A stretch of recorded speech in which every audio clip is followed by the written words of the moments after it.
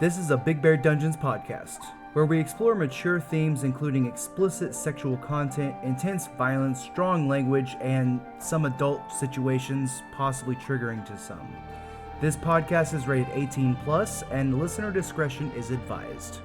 Please share this podcast with your friends and family, and don't forget to check out our social media profiles. Give us a like and follow to stay updated. I hope you enjoy this episode.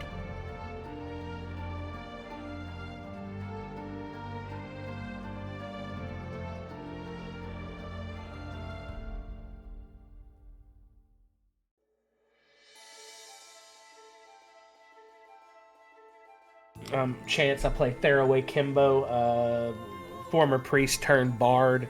He's all about children, but not too much all about children, you know what I'm saying? Priests can't be too into children. I like women.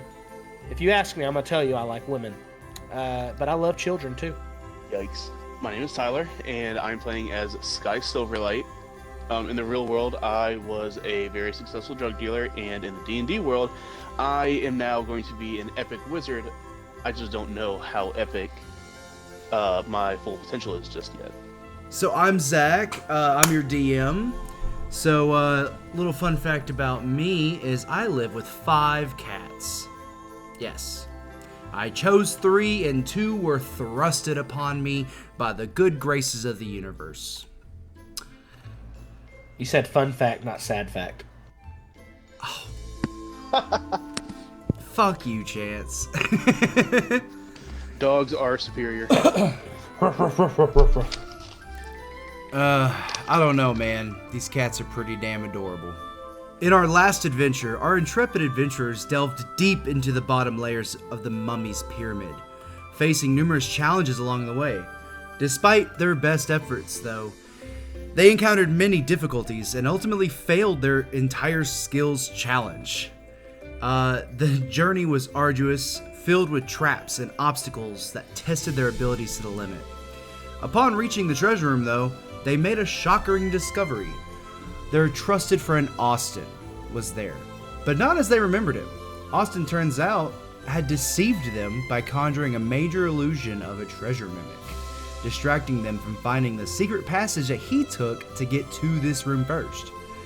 His betrayal cuts deep as he is mercilessly berating them for all their failures, showing a side of them they've never seen before. To add insult to injury, Austin even reveals his true intentions as he began to undergo a terrifying transformation. The potion that they sought after, the very key to returning to their home world, is now in his possession. And as he drinks, his body starts to change and is morphing into what looks like an adult red dragon. Though he's only acquired the wings and a couple hands of the fearsome creature so far. With their friend turned foe and the potion lost to them, our adventurers now face an even greater challenge. How to confront this newfound threat? We are in the treasure room of this pyramid. Mounds of gold lay all around this room. Austin, at the farthest part of the room, about 50 feet, is hunched over and turning into an adult red dragon before your very eyes after he took this potion. You hear a knock on the door that is behind you, which is from the room that you came in from. Hello? Is there anybody in there? Do not disturb, please. I'm studying my incantations and my melodies. Well, it's almost bedtime, curfew. Whoever's in there, I need you to open up the door for your best old buddy pal. It's Dr. Spellweaver here. Is it Dr. Spellweaver? Roll a history check. See if you can remember what his voice sounds like. See if it sounds familiar. Sounds a lot like yours. 12. You believe it is the voice of Dr. Spellweaver. All right. I creep over to the door and I open it slowly, but I open it kind of just crack and peek an eye around. I'm like, what can I help you with? Oh, Theraway! Oh my gosh, I've been looking for you and your friends. Am I assuming that Sky and Mikkel are also in here? They may be. Sky is gonna run to the door and hug Dr. Spellweaver and be like, "Thank God you're here." Oh. And I'm just gonna point to the dragon and be like, "This is what we've been dealing with." Oh, this is not an ideal situation. All right, I need the three of you to go back to your room. It's almost curfew anyways. And a sister will be by to assess any injuries that you may have. You look a little scuffed, to be honest. It looks like y'all been through some things. And they'll give you your medication for the night. But you guys go ahead and get out of here. He turns back toward the door that was open, and he closes it, grabs the handle, and you see the handle grow like a bright rainbow color. He turns the handle and opens it, and he goes, "There. That leads into the hall right outside the supply closet that you guys first went to get all of your equipment. Now hurry. You got to get out of here. I'll handle this situation." All right, I dip off. Okay. Yeah, I'm gonna run to the door. Gotcha. No, yeah, you easily breeze right through the door. It's really weird how the entire scenery changes to just those sandstone walls, and you don't see any of the like decrepit stone that was decaying on the walls of the underneath part of the pyramid. So it just looks like the everyday sandstone walls, and you see that you're back in the dungeon.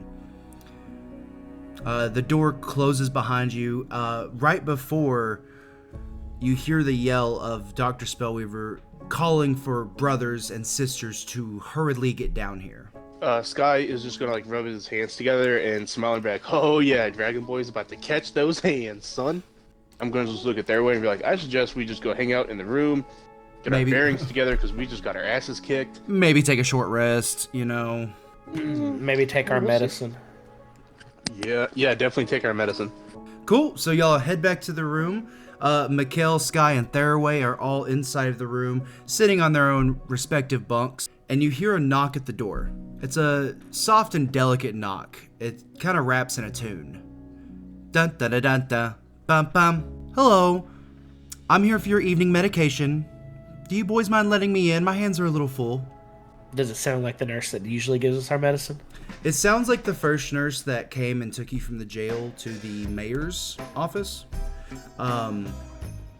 But she's the one that usually goes around. She's the head nurse, so she goes around and makes sure that everyone's taking their pills and stuff like that. She's just one of the nurses that does that, yeah. All right. Well, yeah, I'll open the door and lend a helping hand where I can. She comes in with a sterling silver tray, and it seems to have 3 like stone mugs full of water and 3 pills associated with those. She also has a little vase, and it's got a nice pretty blue flower, like with red sprongs like of pollen covered stems coming from the inside of it. It's a very beautifully vibrant blue. I would say even maybe a sapphire blue. And it's on the tray with the medication and everything. She comes over and she sets it down on the side table in between both of the bed bunks. And she looks at the 3 of you. "Well, before I can leave, I'm gonna need to see you take this medicine. So, bottoms up, boys." Miss Nurse, is it more effective if I take this medication anally? I wouldn't say it's more effective. I would just say, that's another way to take it. Yeah, I climb up on top of the nearest desk and spread my cheeks and start pushing this pill in. She watches. Why do you want to help him?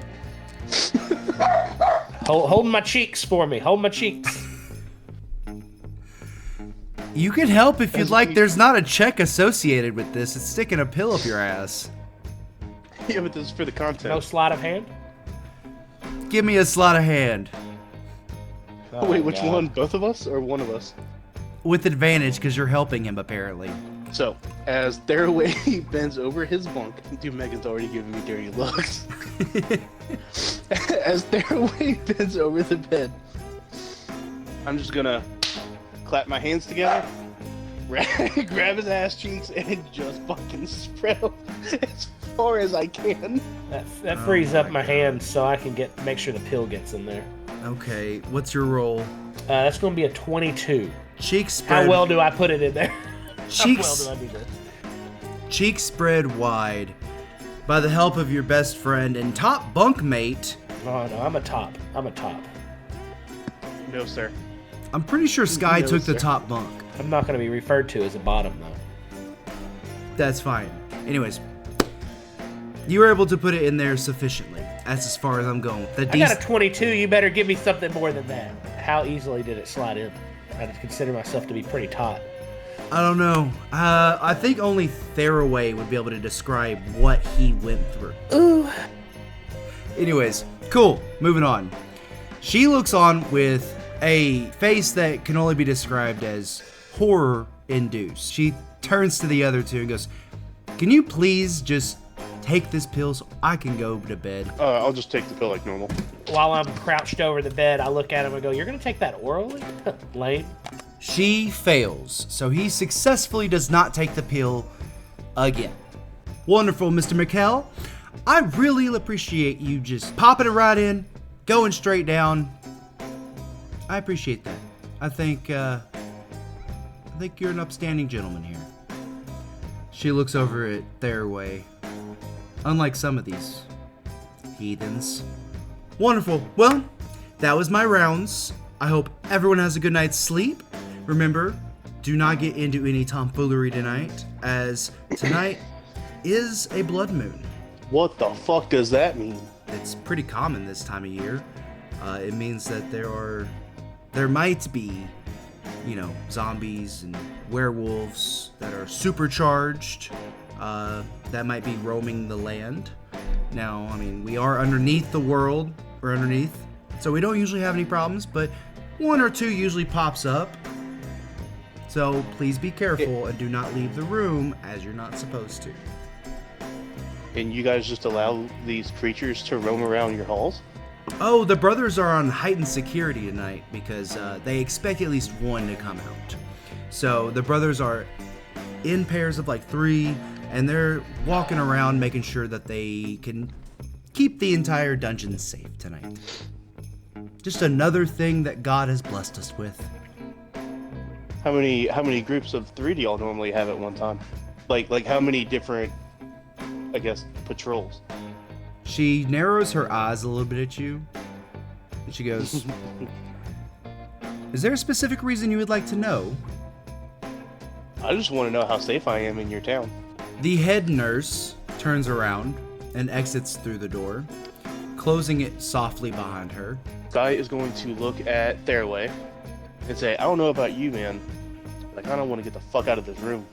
Look at him and I say, "I'm down, Daddy-O. Let's get out on the town. Let me grab my loot." And I put down the war gong and I pick up my loot. You hear something that sounds similar to a war gong. It's a bell. It seems to be ringing through the entire dungeon. It is the evening bell for curfew. I just want to venture out. What do I say we were going to do? We're going to go to the men's bathroom. That's right. All right, so to get there, you're going to have to go out of your room and either go through the cafeteria or you can go down the hallway of rooms. Let's go into the cafeteria and see what's going on after that fire. Heard. You go to... so, you guys I'm going to follow behind him. walk out into the hallway. I mean, you saying that like it's dangerous to. Well, it is after curfew. We're not allowed to be out of the room at all after curfew? Mm-mm. Before we walk out of the room, I'm just going to kind of like peek my head out and just look both ways, make sure, there's no one in the halls to watch us Thank you. leave our room. By the way, you guys have taken a short rest, so you can get some of your health back. All right. So give me a perception check for looking down the hallway. That's going to be a 9. 13. 9 fails, but 13's good enough. You can see In your face. You can see the tall legs of the head nurse round the corner into the front foyer area of the dungeon. It seems like there is no other person in this hallway or looking down in the hallway. Okay, I am going to very quietly try to sneak my way into the mess hall and then towards the kitchen. Gotcha. Give me a stealth check. Theraway, are you also stealthing? Sure. Bet. Sneak around with him. Both of y'all It's go going to be ahead. a 16 for me, dog. 16? Alright. Ooh, 19. So the 16 fails. I'm just kidding. I was gonna say no way. In your face again, son. As you get up to the door of the cafeteria, you notice that it's been locked. I don't have anything to pick that lock, so. Well, you have been picking locks with rat teeth. Yeah, mole teeth. Mole teeth, thank you. Yeah, I'll try it again. Why not? Heard. Give it with disadvantage. 8. The tooth goes in and it pulls up, and it's luckily only a 1-pin lock. So you're able to get that 1 pin up and click and open the door. You open it to a very dark cafeteria. Everything looks normal. Everything looks like it has always been, except for the kitchen. The kitchen itself looks obviously burnt because it went through that giant grease fire caused by no one in particular. Are you Yeah, shut the door behind us and lock it. Gotcha. You shut it and lock it. You don't see anybody in this room. Is there anything that piques my interest? Anything that piques my curiosity?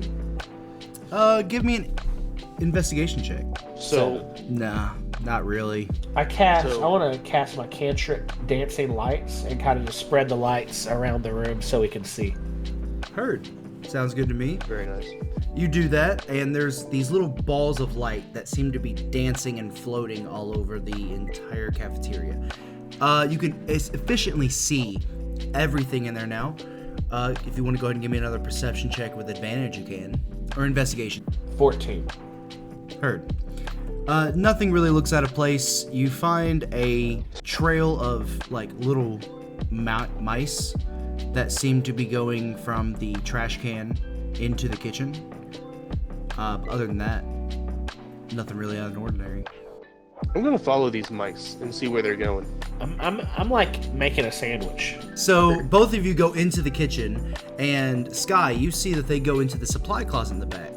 That it's been very charred on the door from the grease fire. And Theraway is over by the fridge, opening it up, making himself a 20-layer pastrami and pancetta Jesus. sandwich. That actually sounds very good, not gonna lie. 20 layers. That's a thick boy. Oh yeah, and you didn't forget the sauce either, my guy. You've got some Sauce boss. Oh yeah, whole ground mustard, and you got a nice lemon lime aioli on the bottom of it. It's pretty awesome. Fuck me up. Yeah, your bowels will be having problems tomorrow, and you are gonna have the mixed sweats. That's sure. why I'm gonna be going to the bathroom. Yeah. I bet. So Sky, as you go into the back room, you see that they're following behind a sack of flour. The flour's kind of obstructing your view. Okay, I'm just gonna try to move the flour out of the way then. Wonderful. You move the bag of flour out of the way. It's only a 10-pound bag, so there's no need for a strength check or anything. You move it out of the way, and you see that there's a little hole in the corner, and the mice are coming in and out of it fluidly. Some carrying food in, and some coming out to gather more food. Probably this is nothing more than just like a mouse hole, but You might be fucking right. Stick your dick in the mouse hole. just for shits and giggles, I'm going to put my hand over the hole, and I'm gonna cast my cantrip, Firebolt. Wow. Yeah. Peter's gonna be all over us. So that just happens, to be honest. And you hear a bunch of tiny from behind the wall as you have incinerated at least 40, maybe 50 rats. Yeah. The rats that were on the outside of the hole actually look up at you with wide, terrified eyes and then scatter into every direction. Sweet. I'm gonna walk away from the hole, but as I walk away from the hole, I am gonna cast my other cantrip, Acid Splash, like right in front of the hole, just in case any of them try to escape. Okay. This is wild. Animal cruelty. This is crazy. I told you, dude, I wanted to get into some shit. This is just the start. You do that. Cool. And Theraway's just at the door watching this while eating his sandwich. Can I see any like any mouse nearby that's just watching the horror still? There is one on top of that bag of flour that he moved that's right behind him, and it's paralyzed. It can't move. Like paralyzed in fear? Yes. I just want to walk over to it since it's paralyzed, and I want to lean down. And I just want to like kind of drop like a hearty piece of my sandwich in front of it and just kind of be like, we're not all the same. And then like pat it. Give me animal handling. 11. Kind of like nods a little bit, but he's still paralyzed with fear. He's afraid that you might do something to him next. I give it the peace sign and I kind of just step away. You hear clanking of heels coming down the cafeteria from the opposite direction that y'all were at. Hello? Is there anyone there? I cancel my concentration on dancing lights and I hide. Ooh, that got dark real quick. Who's doing that magic in here? Alright, well, whoever's in here, you better be on your way back to your home. And you hear, give me a perception check from both of you. 10. It's gonna be a 14. So, Sky, you're able to hear him a little bit quieter go, damn, I hate it when ghosts are involved. He unlocks the door, which is closest to the kitchen side, going into the women's hallway, and he opens it up, goes through and closes it, and you hear him lock it behind him. Well then after, I'd say about 5 minutes pass, I'm gonna creep over to the door that he went out of and unlock it. In those 5 minutes, I've been like just doing like light mending and helping the rats heal. They raise up their tiny little paws at you, accepting the good faith that you are giving them, and they feel inspired. I'm really just looking for them to go back to their leader, and maybe in the future I can summon them to the battlefield. Dude, that'd be sick. They're not coming to help your ass, all right? You'd be lucky if I don't sick them up. I mean, he's not wrong. You see that as you say this to each other, the rats put up one of their paws to their forehead and kind of like saluting you, Theraway, and gives you a little salute off, and they turn around and run into the hole. They are going to have advantage on this Constitution check. Oh yeah, the filthy rodents are not affected by the poison spray. You see one little paw come out and just give you the middle finger, Sky. I look at Sky and I go, we live in this hole with them, and this was their home before ours. Have some respect, man. No, that is their hole. This is ours. They were scavenging off food here well before we arrived. Cool. Fuck them rats. I'm trying to start a civil war with these rats. Well, now all this pastrami and pancetta is making my tummy rumble. So I'm trying to go to that bathroom. So I very silently creep off towards the bathroom. And I might accidentally let out a toot. So you go to the door, unlock it, slowly creep it open. Go ahead and give me a stealth check, both of you. So I got a 16. 19. Nice. Both of you are... Creeping, boy. Oh yeah, y'all are stealthy as the night. A black panther in the jungle. So you open the door and you see that there is no one down this hallway currently. But there is one door, maybe 3 down on the right, that is slightly ajar. It's slightly open. And you see a soft, faint light coming from within. Is that the bathroom? It is not. The bathroom's at the end of this hallway. Yeah, I'm not interested in anything but going to the bathroom. So, Same, I'll just keep on walking. Gotcha. As you stealth by, give me a perception check, both of you. 19. Ooh. 14. Both will do. You get this soft, sweet aroma that smells like sage brownies. You're getting this smell as you are really close to this door that's slightly ajar. And as you kind of look over to the side real quick and peer in, just for the brief moment as you're passing by, because y'all aren't going to stop by here, obviously, you see there is a old woman sitting behind a wooden desk, and it seems that she has tarot cards in her hand, and she's currently mixing them up.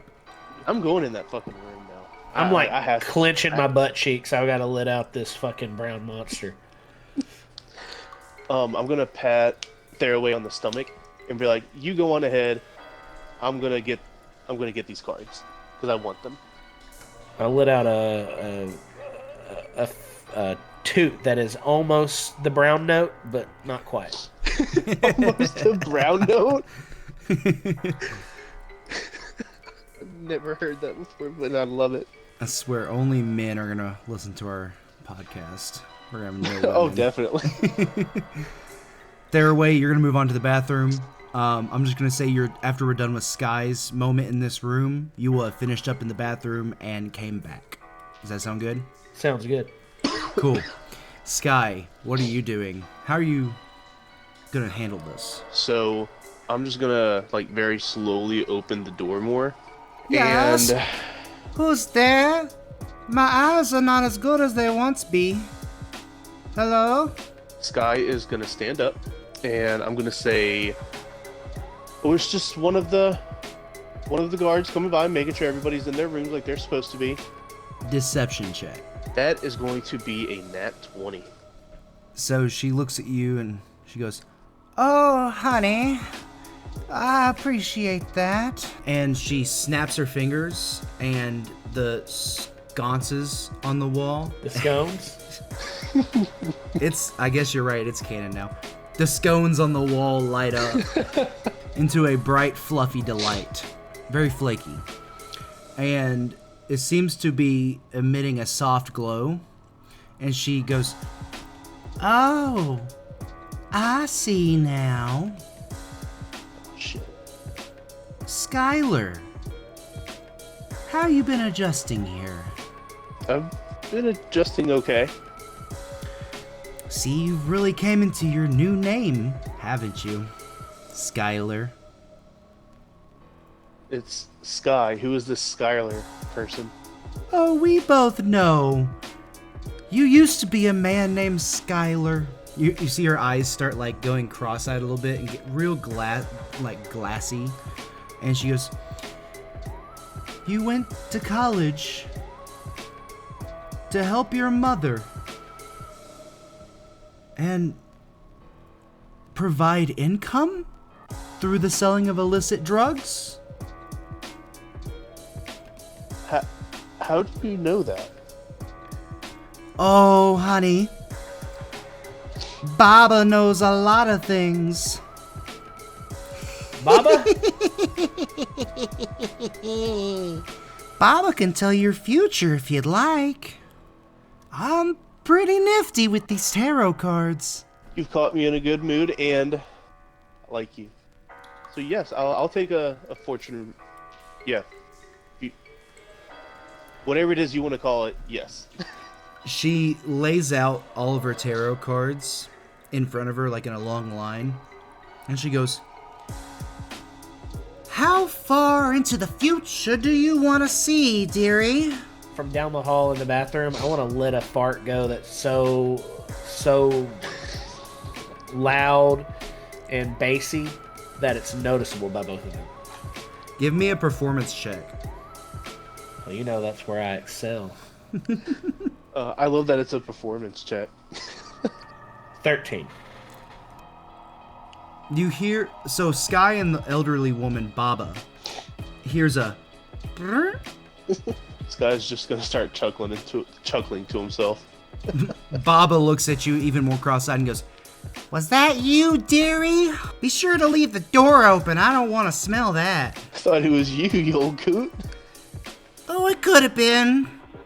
It's not as tight as it used to be.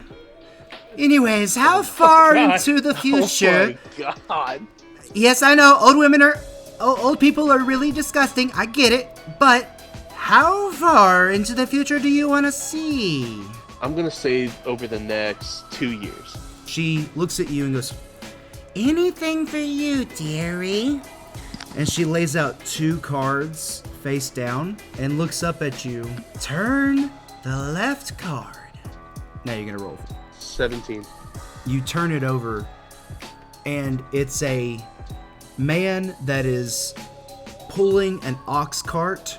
His neck is in the yoke, and there is 2 giant full male oxen on the back of this, whipping him, and he's plowing a field with it. At the bottom it says, the burdened man. Give me a D4 roll. Probably we're treating those ox Oh bad. my god. It's me. I rolled a 1. Oh, that's not too bad though. So you lose 2 strength points permanently. Damn. Yes. Damn. Damn, how does that make you feel? Burdened, I bet. Yeah. Damn. She lets out You said that wasn't that bad. Oh, you could have rolled a 4 and that would have been -5. Oh, heard. Yeah. You hear the old woman Baba go, you will see yourself become heavy with responsibility over the next year.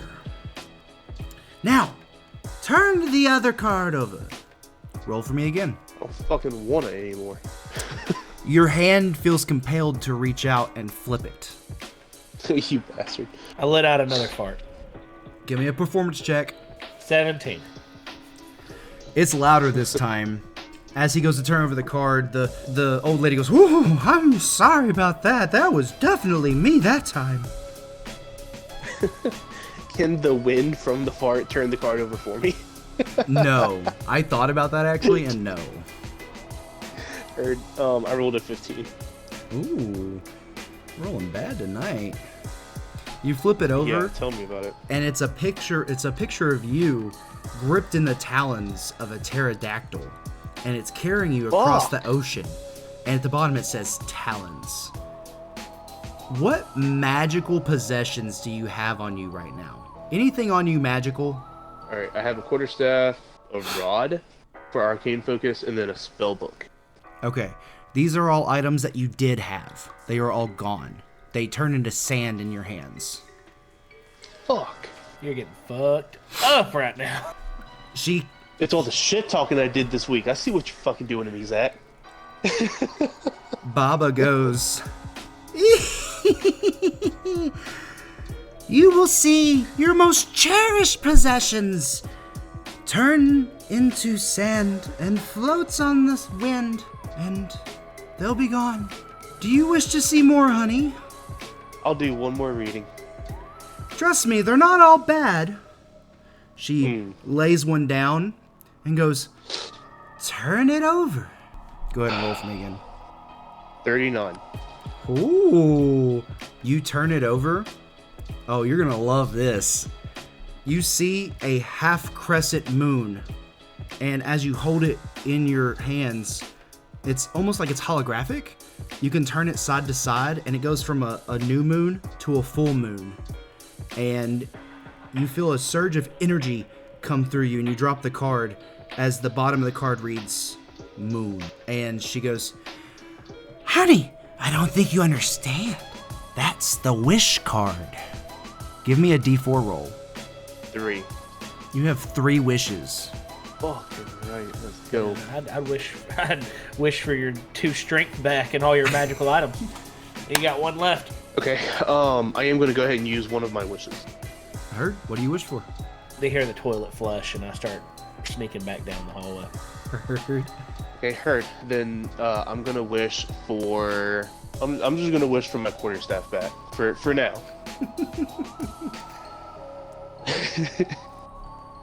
Wow. I gotcha. Give me a charisma saving throw. There's going to be... what, 22? Nice. The wish happens just like you expected it to. And you have your old quarterstaff back again. You could have had the most powerful quarterstaff in the world, and you got your level 1 starter staff back. There's method to my madness, okay? Theraway, you walk in and you see him generate a quarterstaff out of nothing. I just generated a quarterstaff out my butt in the toilet, so I understand. Ooh, darling, the name's Baba. Do you want to see your future? I like my future to be left up to chance. Ooh, I like that. That was good. That was really good, bro. But Chance is the name that you play. No, not play. That's really you. Bob is your character you play, and then now it's Theraway. Are Bob. we breaking the fourth wall twice? We're breaking so many walls. We're in layers. We're in this like- onion. like- Bob, you were a priest. You were very good. Never was bad with anyone, and you tried to keep your friends in line, and they convinced you to take tons of drugs and pass on to here. You really don't want to see what's in store for your future in this new world. Fine, show me one card. She throws a card down on the table, and she like waves for Sky to move out of the way, and goes, "Turn the card, dearie." It's going to be a 34. Ooh. You turn it over, and you see President Ronald Reagan standing at the podium, and it seems like he's giving a speech. At the bottom, it reads, "Demagogue." Give me a D4 roll. That'll be a 3. Ooh, you get a +4 to your base charisma. Bro. Damn. My base charisma? Yeah, so your actual ability score goes up 4. Damn. I'm already 19 in charisma. Damn, you're a 23 God. now. I'm a 23. Dude. You have a +6 to everything you're not proficient in charisma, and whatever you are proficient in, you're adding a +3 and a +6, so +9. I don't even know I'm trying to figure out how to affect this. Dude, Bob is about to do all the fucking in this dungeon. God damn. Baba goes, "Ooh, the smooth, silver-tongued politician. You know, you might just see yourself rise to power in this world. With skills like those and dongs like these. Would you like another reading, honey? Maybe 2 or 3 cards this time?" God. Oh no, I will say, if you don't, I'm going to. Oh man, I've had rough luck in the past with these games. I'm going out with one and done. I'm on top. I fucking love these games. I've increased my. One time I lost everything I had, then I died, and was stored inside of a jar. And then one time I got made, and I lost stats to everything. One time I got taller, I got shorter. it's all over the place. No, I think I'll take my 23 in charisma and my +8 for persuasion and performance and everything. I'll just continue on my merry way. Wonderful. Can I try to seduce Baba? You can definitely try. I love You're this. looking real good over there, Baba. I just want to say, when's the last time you had the company of a man? Baba Yaga don't play. Oh, Lord. You go ahead and give me a persuasion check. 23. Damn. I'm very flattered, honey. Why don't you meet me later, when we're private? Oh god. I've just never seen such a beautiful 27-year-old before, Baba. She gives a slight cackle, and then looks over to Sky and goes, "You wanted to draw again? How many years are we looking into this time?" Let's go 4. She quickly lays out 4 cards in front of you and goes, "Again, left to right, one at a time. You may begin." Give me that roll. 26. It turns over, and you're stuck on a pike, and there's flames all around you, and it seems like you're being burned at the stake. And it reads at the bottom, "Flames. You earn the love and affection of a random person."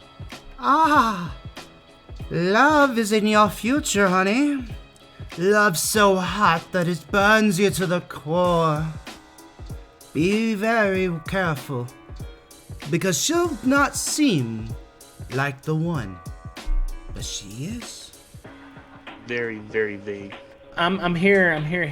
I hear her say all that to him about what the effect was. Mm-hmm. I just want to stare longingly at him and start to try to convince him that it's me that's in love with him. No, he won't. Sky, as you go to turn the other card, you kind of look over your shoulder and you just see him staring at you, trying to look into your soul. You're beautiful. I'm just gonna, like, while I'm looking over my shoulder at Theraway, my eyes just get, like, really wide, like I'm really, really, really surprised, and I'm just gonna look back to the card and flip it over. What was that roll? 44. 44? 44. You turn it over and you see a beautiful sea. It's shimmering with blues and greens, and there's a couple dolphins jumping out doing corkscrews. And it seems to be animated. Like all of this is happening in real time. You see birds flying off in the distance. You see a little island. And it is called, at the bottom, it's called Sea. What is your hair color right now, Sky? What's your hair color? Long, wavy brown hair, like, just past my shoulders. That is not the case anymore. You have long, wavy green hair now. It's like the sea. It's like green and blue intertwined with each other. And I will say, Chance, you seem to be doing this a little too well. You can't tell if it's because you're actually the person who has been loving, who loves him now, or if it's just because of your gain in charisma and you're just so good at performance. You can't really tell anymore. The lines are blurring. He's starting to convince really himself. good at blurring the lines. But yeah, so now your hair is that color. Never be afraid of change, honey. It may come fast and hard, but don't lose your way. Don't lose your faith. I'll lean in behind him and I go, it's not going to be the only thing coming fast and hard. Just whispering in his ear.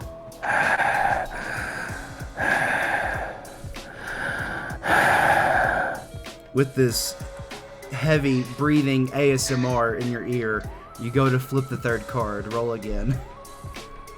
So as I roll, or as I flip over the card, I'm just gonna look over my shoulder at Theraway and, like, caress the other side of his head and whisper in his ear, "Get the fuck out of my ear."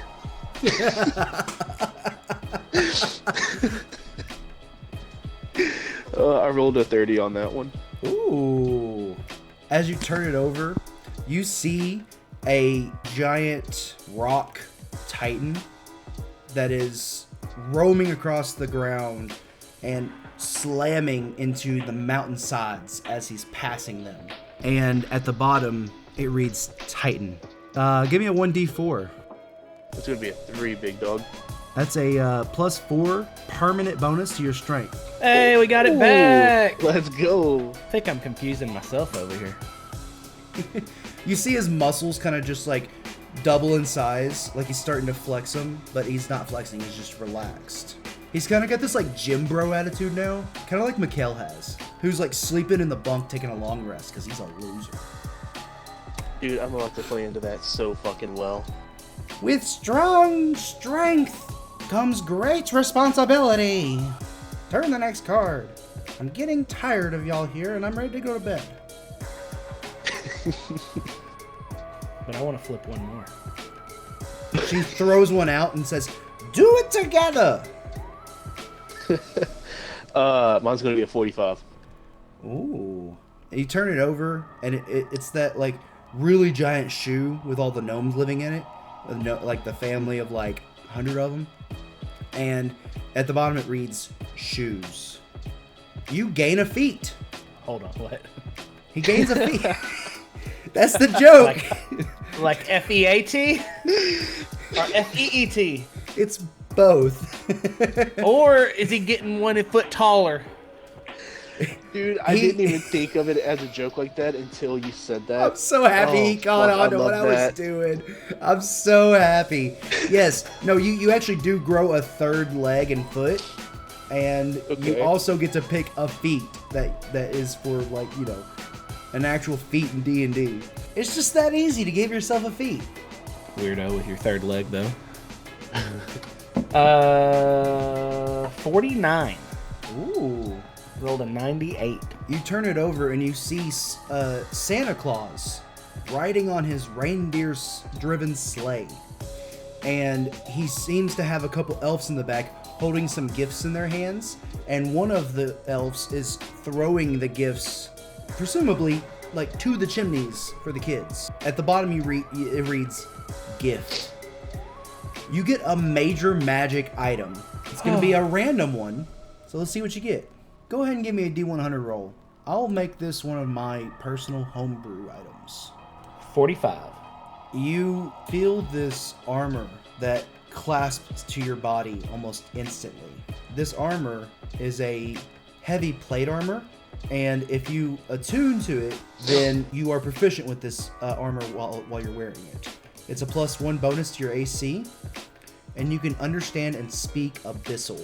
In addition, the armor's clawed gauntlets turn unarmed strikes with your hands into magical weapons and deal a slashing damage with a +1 bonus to attack rolls and damage rolls. And it's a what? It says a D8, but no, let's make that a 3D8.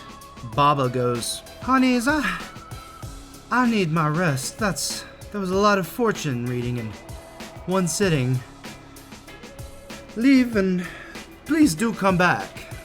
Old lady loves to talk. Thank you, Baba. I'll see you later tonight. Or in the future somewhere. You can read the cards and tell me when. She seems to have passed out at her table. She's so cute when she's sleeping.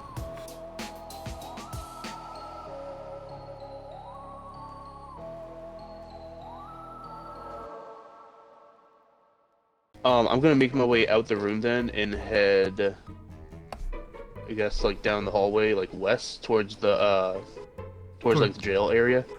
Give me a stealth check, both of you. 8. Kind of just, I'm sneaking good, but the stink of my shit still following me around. And you said a 12, Sky? 10. 10. So both of y'all are kind of like, I don't know if it's because you're too bulky from your new muscles, you just haven't found a way to sneak with them right yet, or the shit that you apparently got on your pants whenever you were trying to get to the bathroom before going to the bathroom. Y'all are not being that stealthy. You hear in the foyer a couple of voices talking. Yeah, I'll lean in and try to listen. Gotcha. Give me a stealth check and then we'll do a perception check. If you succeed. 12. 12 is good. 24. So, Theraway, you hear the two guys talking. Man, that was really fucked up in that supply closet. That was... My God, there was so much burned everywhere. God, the poor guy died. The other one goes, oh, yeah, it was not a pretty sight, man. It seemed like he was burned from the inside out. He has no family, so they're just having a little thing at the church tomorrow. And then they're gonna throw him out the door and let the monsters have him. Wow, that, you know, he might be an outsider, but that doesn't sound very right to me. Are we doing the right thing? Shut up. It's not our place to think. It's our place to guard. So let's go guarding. And they begin to walk toward the library. Okay, I guess I'll move on. Didn't seem that important. I wonder who's burnt from the inside out. Do you want to do a history check? Yeah, I'll do a history check, see if I remember anything about this. Ooh, 24! This is probably from Austin, because y'all came through the door of the like closet, the supply closet, to get away from Austin, who was currently turning into a red dragon, who is known to, even in your world, breathe fire. And so you're assuming that they were talking about Austin because he was also an outsider just like you guys and got thrown into this place. So we're to assume that Spellweaver and the posse defeated this red dragon? If that's how you perceive it, yes. Okay. Okay. Well, Sky is gonna say, well, I'm glad that worked out then. I'm gonna creep my way around the corner and try to see if there's anybody like down the hall over by the like by where the group room is. Give me a perception check. That's gonna be a 17. Nice. So you see a figure go into the group room. You can't make out any details, but you can tell it's got the build and stature of a male, but definitely not like a big buff male like the brothers of Catch These Hands are. Okay, I'm gonna follow suit into the group room. As you come up to the door, you feel that the bronze doorknob is cold to the touch. Do you wish to open it? Before I do, I would like to make one of my wishes. Gotcha, go for it. I would like a battle axe. A great battle axe at that. Give me a charisma saving throw. That's a 10. Great battle axe. It looks like it's full of fire, and it looks like it's ready to be used. I am going to open the group room, like the door. Yeah. I'm gonna very quietly try to open it. Gotcha, give me another stealth check. It's gonna be a 13. Ooh, that's pretty good. Yeah, you open it, and you see that Dr. Spellweaver is sitting in the corner. You see him sitting in one of the plush little chairs that is there. He's crying into his hands, and it looks like the tears are coming from his eyes, hitting his hands and turning into icicles, and just falling to the ground.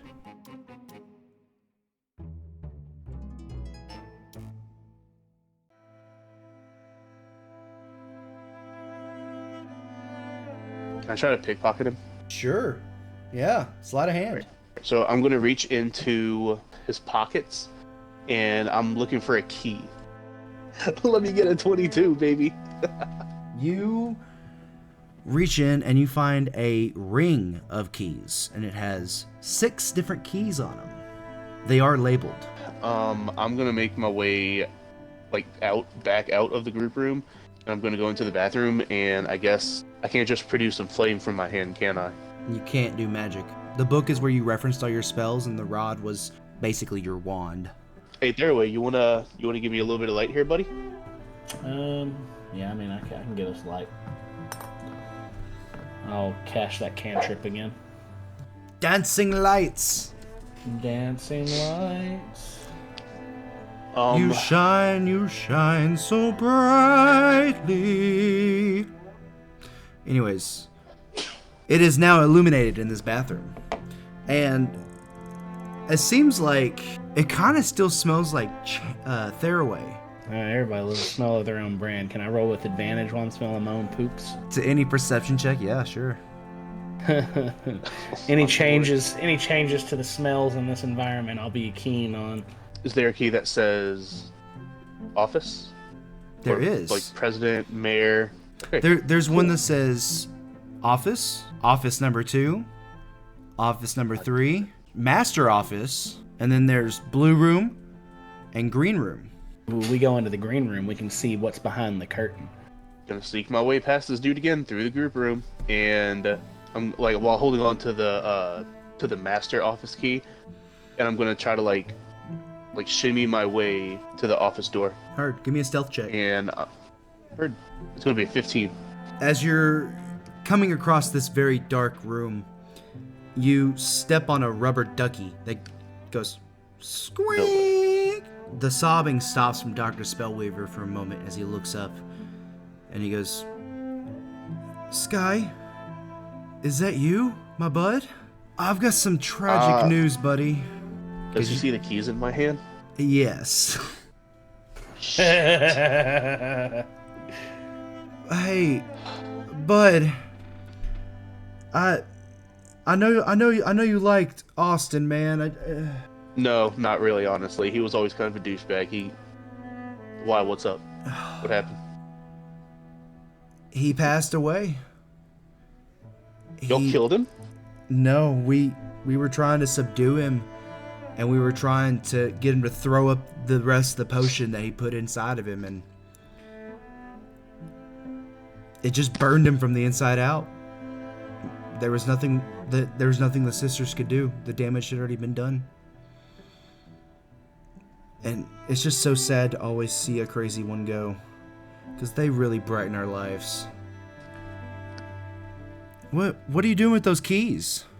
Nothing that you need to be concerned about. Give me a Is that why you were crying though? Is because Austin passed away? Give me a What do you care? Give me a persuasion check. Oof, 6.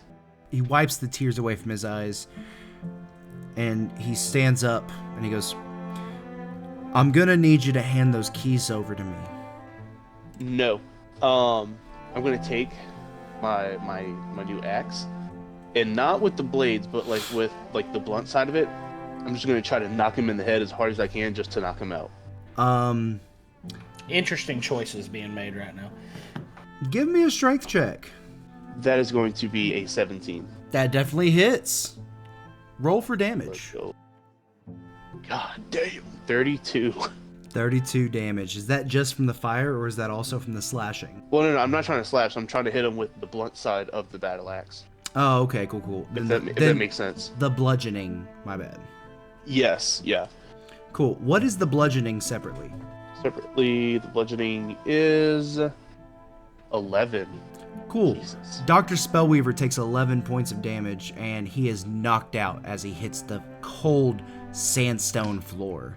But it has a nice little thin rug on top. Doesn't add for much protection, but at least he won't be laying all on the cold floor. You take the fire damage as the fire laps at your wrist and starts burning up your arms as if it's getting into your veins and it's passing through your bloodstream. So, how you doing? Zach, I wish you could see my fucking face right now, man. Are you happy with your choices? You're a son of a bitch. Your wish spell was not good enough on the charisma saving throw. I'm sorry. So, every time I hit somebody, I take the fire damage? Yes. Fuck this axe, man. I would like to use my third wish. Are you still standing? Oh, wait, never mind. I'm not even... No, I'm not. My You're HP is 16, and so I'm at negative 16. Are you dead? I'm sorry to say this. You're straight up dead. I'm dead. You're straight up dead, son. Should have never messed with Spellweaver. There is ways to bring you back. And maybe Theraway can figure it out. Oh my God. Maybe Theraway can figure it out. I'm gonna pretend, because he didn't see me. I'm gonna pretend like I heard like the explosion, I guess, from the fire damage going off or something. And I'm gonna run in there like I'm panicked, like, oh my God, what's happening? What's going on in here? And they're just both passed out, I guess, on the floor. One's dead, his charred remains. You see as if flames were like a risen tattoo on his face, and all of his veins seem like they have little flames lapping out from it. And the battle axe lays next to him, slowly, just a slight glow of fire emanating from it. He is not breathing, but Dr. Spellweaver is unconscious. He is still breathing. Finish the job. I'm gonna... What? No, I would have never fucked with Spellweaver to begin with. What are you talking about? I'm gonna cast Cure Wounds on Spellweaver and like res him, and maybe he can help me get us out of this pickle. Heard. He starts to come back to his senses as he's like rubbing the part where he got hit in the head with the quarterstaff, or with the It was battle 7 axe. HP. Heard. That puts him back to full health.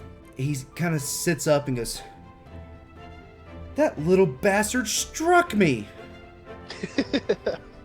Well, his axe hit backs, so he's dead.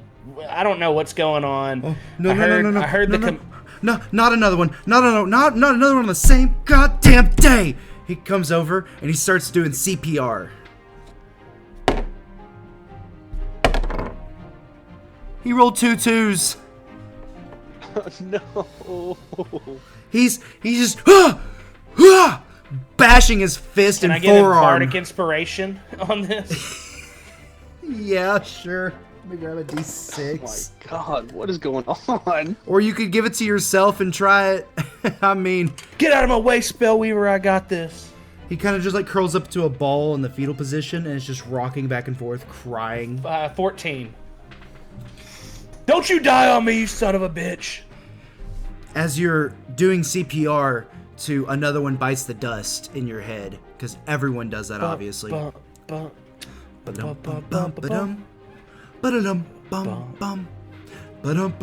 copyright strike us. I mean, Weird Al did it. I'm sure we could do it too. Valid. The blood is pumping through his veins, but he just needs a little bit more. He needs maybe a jump start. You remember back in your other life that you had these AED things that you could ring together and shock someone back to life if they haven't been dead for too long. I grab Spellweaver, and I shake him back to his senses. Do you have any? Do you have any defibrillators? Is there anything like that here? Is there anything I can do to shock him? What's a defibrillator? Can you control lightning? Is that part of your magic? Yeah. I look around the room and I find like two metal, and I ripped two scones off the wall, and I place those on left and right side of his body. It. They're like the actual pads. Yeah, get over here and shock this man. Give him some juice. He puts his hands on the scones as you put them on. Bardic where inspiration. It needs to be. Bardic inspiration. All right, we're gonna do this. We're gonna call it a medicine check.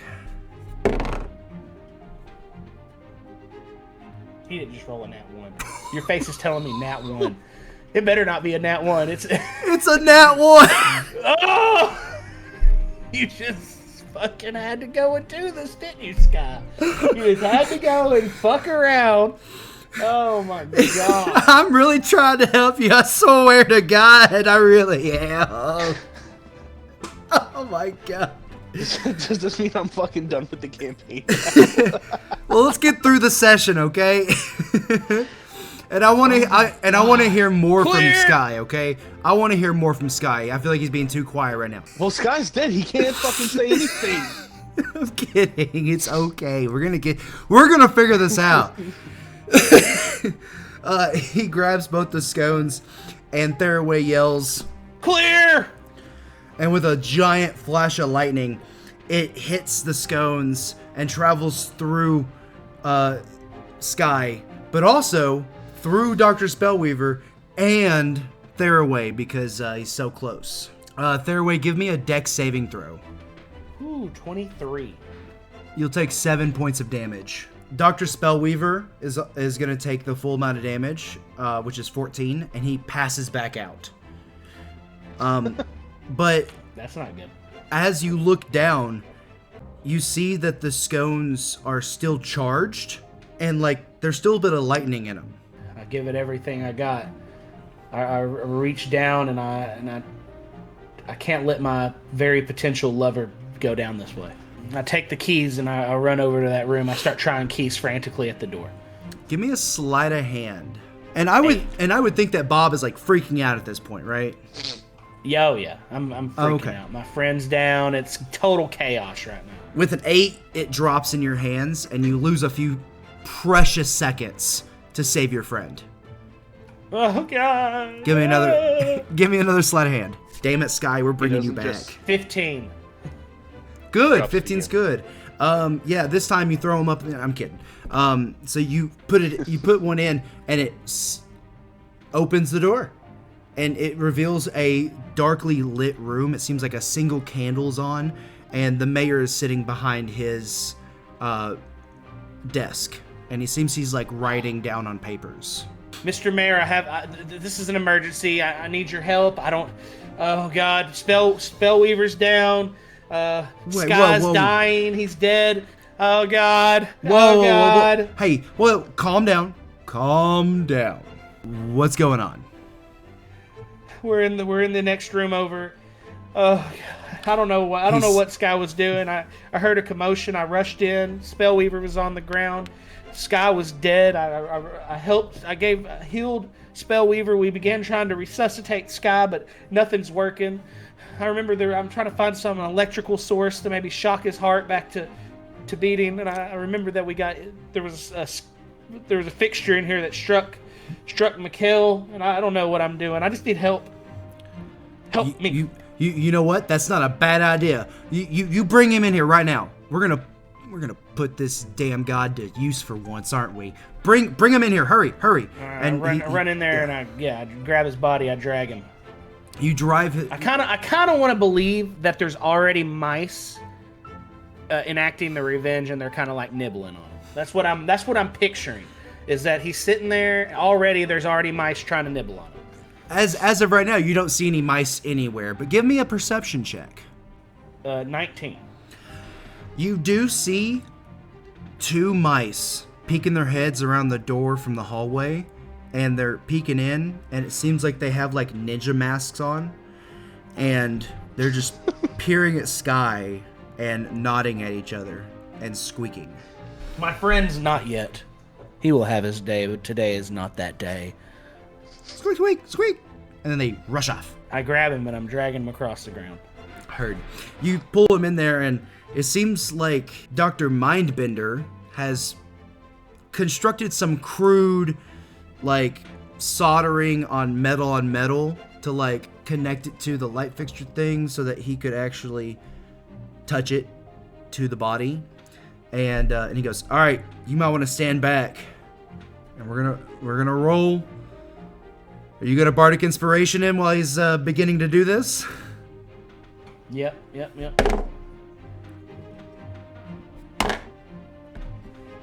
We can do it 2 more times.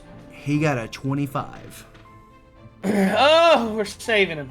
A bolt of lightning arcs from the piece of pipe that he had soldered together quickly, and it hits one of the scones right over Sky's heart.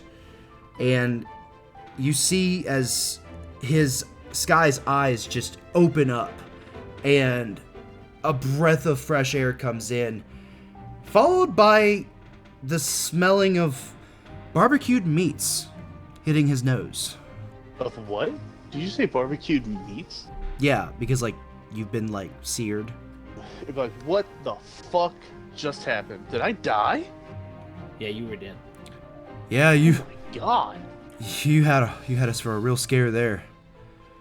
What are y'all doing out so late? And what are you doing dying on my watch? On Dr. Spellweaver's watch, I mean.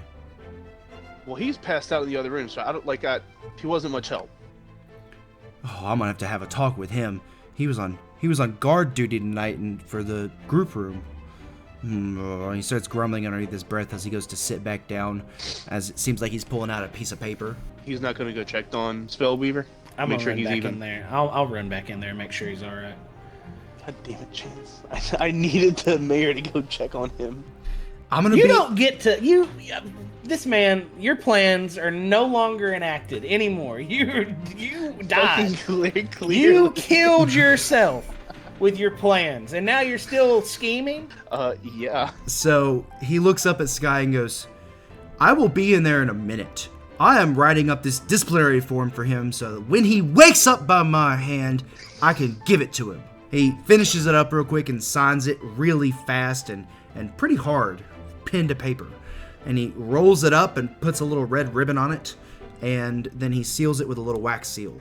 All of this takes about 4 or 5 minutes, to be honest. So you're just watching him as he's doing this whole process. And he walks into the next room, and he just kicks the shit out of Dr. Spellweaver in the gut, waking him up. Hey, you piece of fucking trash. Why don't you get up and do your goddamn job? You got buddies out here, out of bed, it's past curfew. You're laying on the job sleeping. One of them died, I had to fucking bring him back to life. What do you gotta say for yourself? And he just throws the paper down on his body. Dr. Spellweaver looks up and goes, I was attacked. By who? The Sandman? So... No, by... Yeah, well, you know what? Consider yourself 1 week absent leave. Unpaid. And he turns around and he goes to walk back in his office. I'm gonna run over to the door and slam it shut and then lock it. Gotcha. You do that. And he goes, "What? Why you?" And then there's furious knocking and banging from the other side. "You better let me in!" I'm just gonna start, like, very quickly and frantically looking around the room for, like, I don't know, like a safe or like a door or something, you know? Yeah, give me an investigation check. 16. Ooh. So you don't see anything like you described, to be honest. It's more of like a no safe type of situation. All the valuables are usually somewhere else inside of a Congress building type area. So, but you do see a bookshelf straight ahead from the door that you came in. And it seems to have a book missing from it. But you see that a book is laying on the side table next to it. And as you look at it, you read, "A Pass into a New Life." Written by Dr. Mindbender. I'm going to pick up the book and put it back into the bookshelf.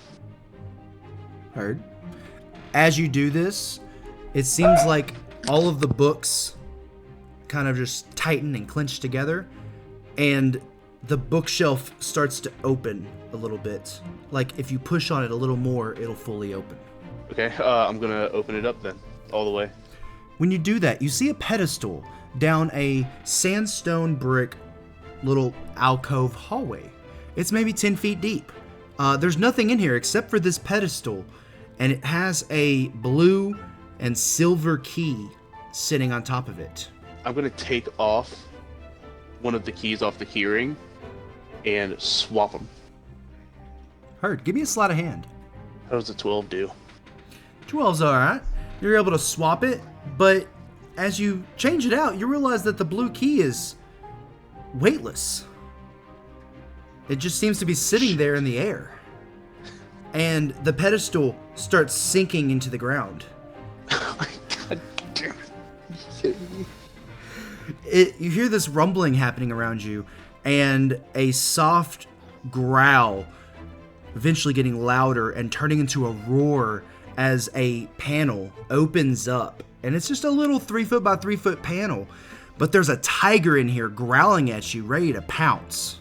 I'm just gonna back up a little bit and like reach my arms out and be like, "Oh, who's a good kitty?" Give me animal handling check. 9. It jumps down and hits the cold sandstone ground and starts slowly creeping towards you, getting lower and lower to the ground with every step, matching your step as you're slowly backing up to this bookcase. You are about 3 or 4 feet away from the bookcase at this point, and it looks like it's about to pounce. Can I make my third wish? Yeah, sure. I wish that my great battle axe did the fire damage to whoever I'm hitting, or to whatever I'm hitting. Heard. Give me a charisma saving throw. Dirty 20. Ooh, okay. The wish spell happens exactly as you intend it to. Oh, thank God. Okay, I am just gonna, I'm gonna stop walking back. I'm gonna look the tiger in the eye and be like, "Look, man, we can do this one of 2 ways." It lunges at you. I'm gonna take a fucking swing at him. Roll to attack. 12. He grabs onto your battle axe and kind of swings around you and prevents you from exiting through the bookcase doorway. He's going to attack with claws. That is a 10. Does that hit? Nope. And then with a bite action, that's 11. Does that hit? No, sir. Heard that. Then both miss you. Go. Are you going to attack again? Yeah. Cool. Attack. Yeah, again. he done tried to attack me now. Go ahead and roll for hit. 14. 14 does hit. All right. Go ahead and roll that damage. 11 bludgeoning and 38 fire. Woo! Yeah, this kitty is burnt. It goes down in a sea of flames, and it seems like it's incapacitated. You have slain the beast. You still hear banging from the other side of the door, and Theraway and the mayor is crying out for you to open the door, or he's gonna tear it down. I'm gonna walk out of the bookcase, take that same book down, and put it back on the end table, and then go open the door. Gotcha. All right, cool. As you do that, he runs past you because he was literally ramming into the door, but you open it at the last second, and he falls and trips over himself and hits the table. The book goes flying in the air, and he rolls over and goes, "Now what were you doing in my office?" I was just looking around, man. Curiosity killed the cat. Don't you remember that? I do not. You better... Ugh, he's like seething mad. He stands up and he goes, "Go to bed now." All right. We're sorry we disturbed you guys. He ushers you into the group room and slams the door, and you hear it lock.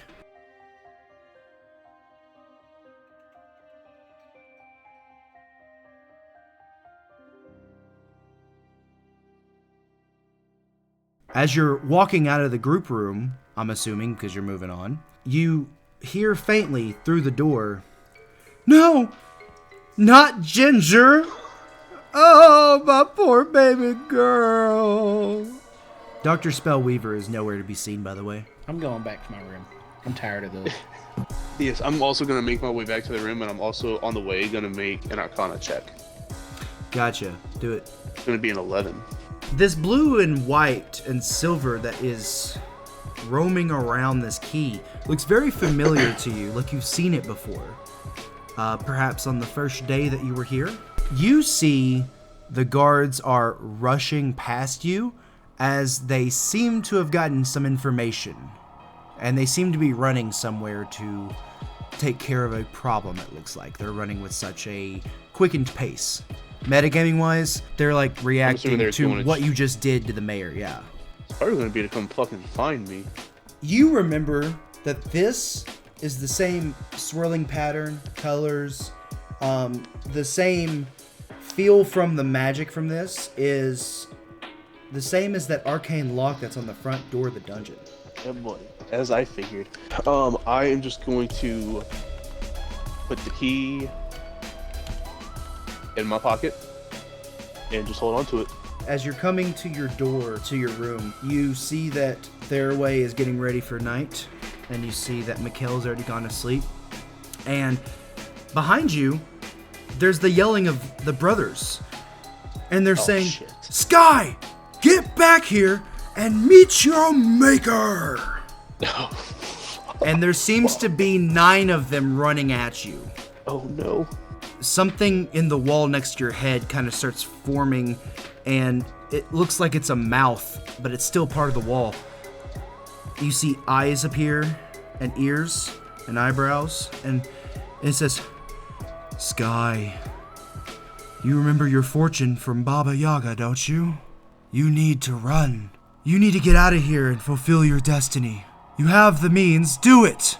This seems to be Dr. Spellweaver transmuting himself through the wall, trying to give you advice. He has no animosity towards this man for bashing him in the face with his axe. That's what I'm kind of thinking. His memory's not the clearest right now. He's still overcoming the concussion. I'm gonna run through the mess hall and then make my way through the garden because that would be a shorter route. Gotcha. Give me a sleight of hand with disadvantage for your not pickpocketing, but for your picking of the lock because the door is locked. Y'all locked it when y'all went back in there.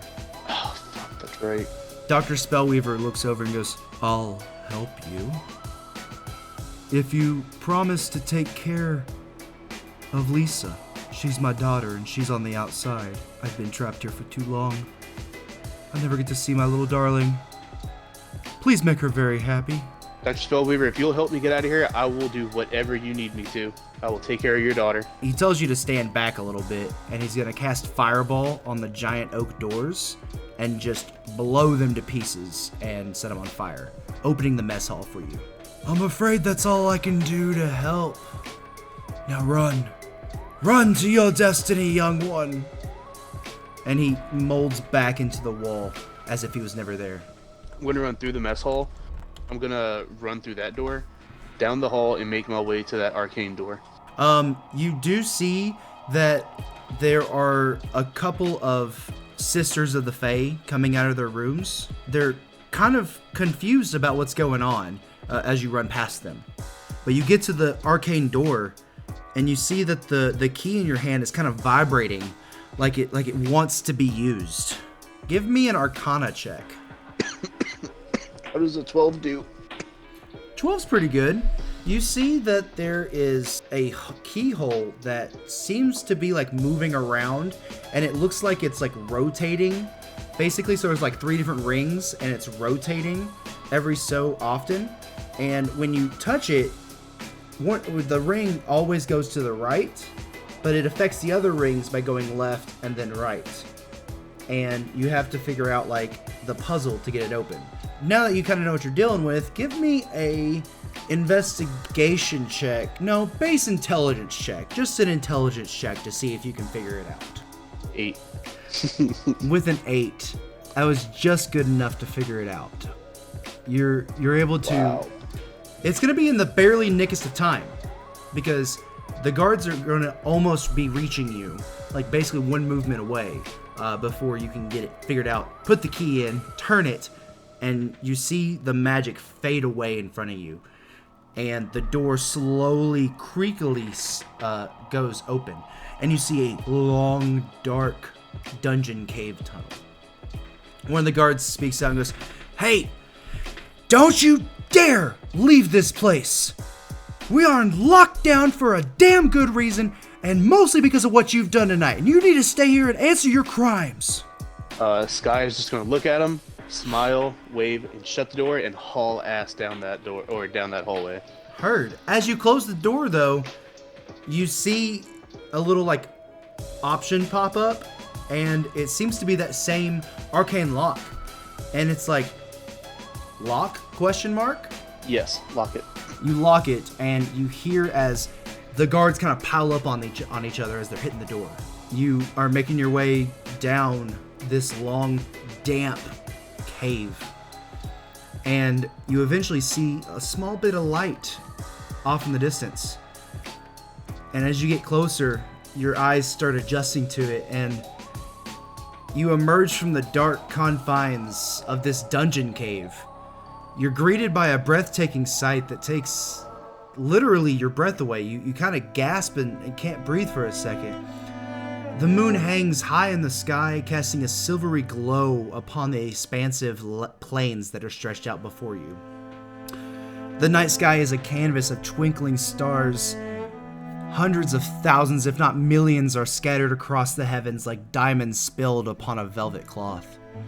Wisps of clouds drift lazily, illuminated by the soft, ethereal light of the moon, casting shadows onto the plains. In the distance, you see gentle hills rise and fall like the swells of an ocean frozen in time, their slopes carpeted in lush grasses and wildflowers that sway gently in the cool night breeze. Amidst the expanse of the plains, you see clusters of trees stand sentinel, their branches reaching skyward and waving softly in the wind of the night. Leaves rustle softly also in the wind, whispering secrets of ages long past to those who would listen.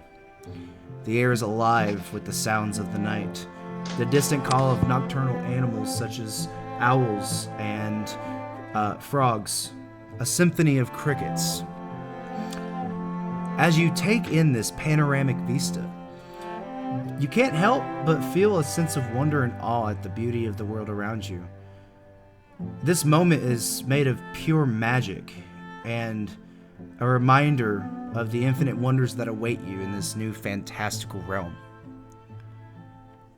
What would you like to do? I guess make my way to the trees. As soon as you take a step toward those damn trees, No fucking way. you hear a voice, and the world is shaking around you at the sound of this voice, it seems. And it sounds like Dr. Spellweaver. And he goes, Sky, it's time to wake up. You're going to be late for Austin's funeral. And that's You're where fucking kidding me. that's where we're leaving the session. You're fucking kidding me, Zach. Everything y'all did this session was just a dream.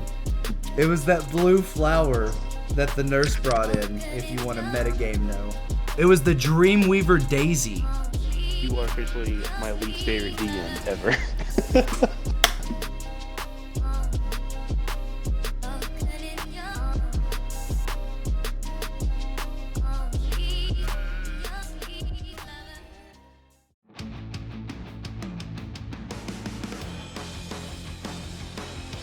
Thank you for listening to another Big Bear Dungeons podcast. We hope you enjoyed it, and we also hope that you share with your friends and family.